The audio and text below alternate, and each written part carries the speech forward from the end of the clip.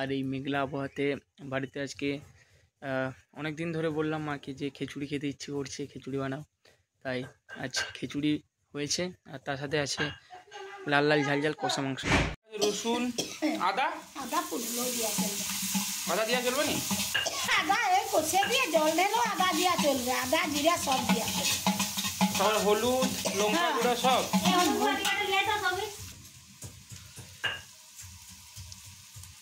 বাহ, আগে মশলাটা কষার পর তারপর চাল ডাল সব দিয়ে ঘেটে দিতে হবে।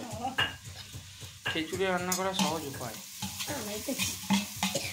তুই যদি তো মশলাটা যতক্ষণ না কষানো হচ্ছে ততক্ষণ ধরে কষতে হবে। আর এদিকে আমাদের খিচুড়ির সাথে থাকছে আলু পোস্ত, তার সাথে গরম গরম বেগুন ভাজা, আর তার সাথে আছে চিকেন। আর খিচুড়ি বানাতে গেলে বিভিন্ন সবজির প্রয়োজন হয়, তাই এখানে আমি বেশি সবজি হয়তো পাইনি, তাই বাজার থেকে কুমড়ো, আলু থেকে শুরু করে আরও অনেক কিছু সবজি যেগুলো পেয়েছিলাম সেগুলো এনেছিলাম। আর সব সবজিগুলো কেটে আমরা হাঁড়ির মধ্যে দিয়ে দিলাম, আর সেই হাঁড়ির মধ্যে সেই সবজিগুলো ভেজে নিতে হবে। আর সবজিগুলো ভাজলাম আস্তে আস্তে করে। আর দেখতে পাচ্ছ যতক্ষণ না ভাজা হচ্ছে ততক্ষণ ধরে খুন্তিটা তোমাকে নাড়তে হবে। আর হঠাৎ করে আজকে এত সুন্দর মেঘলা আবহাওয়া, যে মেঘলা আবহাওয়াতে আজকে মাকে অনেক দিন ধরে বললাম যে মা খিচুড়ি বানাও। আর এমনিতেই প্রতিদিন ভাত খেয়ে থাকি, আর এত সুন্দর বৃষ্টি ওয়েদারে যদি খিচুড়ি রান্না না করা হয় তাহলে ওয়েদারটা ঠিকঠাক জমবে না। তাই অনেক রিকোয়েস্টে তো সবজিটা এইভাবে ভেজে নিতে হবে। আর সব সবজিটা সুন্দর করে মা রান্না করছে। আর তোমরা দেখতে পাচ্ছ এখানে মুসুর কলাইগুলো আছে। আর খিচুড়ি রান্না করতে গেলে ম্যাক্সিমাম মুগের ডাল আর মুসুর ডাল আর তার সাথে বিরির ডাল লাগে। আর গ্রামের মানুষেরা আমরা সম্পূর্ণ কাঠের জালে রান্না করতে পছন্দ করি, তাই রান্নাটা সম্পূর্ণ কাঠের জালে হচ্ছে। আর মশলাটা ভালো করে কষিয়ে নিতে হবে যাতে খিচুড়ির স্বাদটা অনেকটাই বেড়ে যায়। আর খিচুড়িতে আমরা যেসব মশলা ইউজ করছি, অ্যাকচুয়ালি আমরা এখানে সানরাইজ গুঁড়ো মশলা ব্যবহার করে থাকি।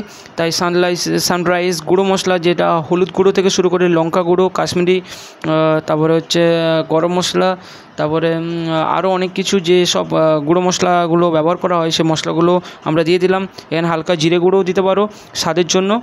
তাই মশলাটা চারিদিকে মাখিয়ে নিলাম। মাখানোর পর আমরা যে চালটা ইউজ করব, সেখানে আমরা অ্যাকচুয়ালি খিচুড়ি করতে গেলে আমরা গোবিন্দভোগ চাল ইউজ করে থাকি। গোবিন্দভোগের চালের খিচুড়ি কিন্তু খুবই ভালো লাগে। আর মা সুন্দর করে খিচুড়িটার মধ্যে যেহেতু মুগ ডাল আর মুসুর ডাল একসাথে মিক্স করে সুন্দর করে সেটা ধুয়ে খিচুড়ির মধ্যে দিয়ে দিচ্ছে। এখন আমরা চালটা দিইনি, চালটা কিছুক্ষণের মধ্যে দেবো, তোমরা দেখতে পাবে।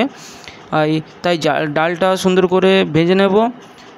কড়াইয়ের মধ্যে তেল থেকে শুরু করে সব মশলা যেহেতু মিক্স করা আছে, তাই ডালটা মশলার উপরে দিয়ে দিলাম। দেওয়ার পর সুন্দর করে এটা ভেজে নেব।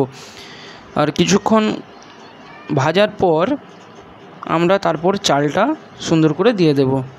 আর তোমরা এমনিতেই বাড়িতে যারা খিচুড়ি বানিয়ে খাও, নর্মাল চালে তোমরা খিচুড়ি বানাতে পারো, এমনি অসুবিধা কিছু হবে না। বাট গোবিন্দভোগ চাল ইউজ করে দেখবে একদিন গোবিন্দভোগ চালের খিচুড়ি কত সুন্দর লাগে। তাই বাড়ির আজ সকলে মিলে, আর এই বৃষ্টিময় ওয়েদারে আমরা সকলে মজা করলাম। আর এইদিকে দেখতে পাচ্ছ রান্নার যেসব সরঞ্জাম থেকে শুরু করে আদা বাটা, মশলা, বিভিন্ন সব কিছু এখানে আছে। আর এদিকে আলু পোস্ত প্রায় আমাদের রেডি হয়ে গেছে। আর কিছুক্ষণের মধ্যে আমাদের যে লাল লাল ঝাল ঝাল চিকেন, অর্থাৎ মুরগির মাংস, সেটা রান্না করে দেখাবো। আর এদিকে দেখছো মা হালকা করে এখানে বিরির ডাল অ্যাড করছে। বিরির ডাল দেওয়ার কারণ হচ্ছে স্বাদটা আরোটাই বেড়ে যাবে। আর দেখতে পাচ্ছ চারিদিকে মেঘলা আবহাওয়া। আর কিছুক্ষণের মধ্যেই একটু আগে বৃষ্টি পড়ছিল। আর চালটা যেটা আমরা সুন্দর করে ধুয়ে এবারে খিচুড়ির মধ্যে দিয়ে দেব। এবার কড়াইয়ের মধ্যে দেওয়ার পর কিছু পরিমাণ চালটা সুন্দর করে ছেঁকে নিতে হবে। ছাকার পর আমরা সুন্দর করে সেই চালটা একটু ভালো করে নেড়ে নেব। নেড়ে নেওয়ার পর আমরা পরিমাণ মতো জল ঢেলে দেব। পরিমাণ মতো জল যখন ঢেলে দেব, আর ম্যাক্সিমাম 40 থেকে 45 মিনিটের মতো সেটা লো ফ্লেমে অর্থাৎ ফোটাতে হবে। 40 থেকে 45 মিনিট রান্না করার পর তৈরি হয়ে যাবে আমাদের খিচুড়ি। তো মায়ের হাতের রান্না সকলে খেতে ভালোবাসো, তাই আজকের খিচুড়ির সাথে বেগুন ভাজা, লাল লাল চিকেন কষা আর তার সাথে ছিল আলু পোস্ত, আরও অনেক কিছু। তো খাবারটা অত্যন্ত মজার ছিল। আর তো চটপট দেরি না করে বাজার থেকে চিকেনটা এনে সুন্দর করে সেটা ধুয়ে কড়ার মধ্যে দিয়ে দিলাম। সমস্ত কিছু চিকেনে যেসব মশলা থেকে শুরু করে সব কিছু মশলা দিয়ে চিকেনটা সুন্দর করে কষে নিলাম। আর কিছুক্ষণ চিকেনটা কষার পর সেটা যতক্ষণ না জলটা মরে যাচ্ছে ততক্ষণ ধরে চিকেনটা কষাতে হবে। তো আজকে যেহেতু ঝোল খাবো না, যে কারণে চিকেনটা আজকে সুন্দর করে কষে নিচ্ছি। দেখতে পাচ্ছ কালারটা কেমন এসছে।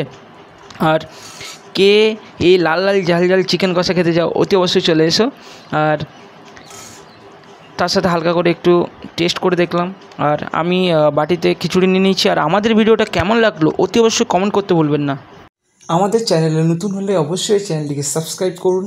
আর ভিডিওটা আপনার কেমন লাগলো তা কমেন্টের মাধ্যমে জানান। আর নোটিফিকেশান বেল বাজাতে একদম ভুলবেন না।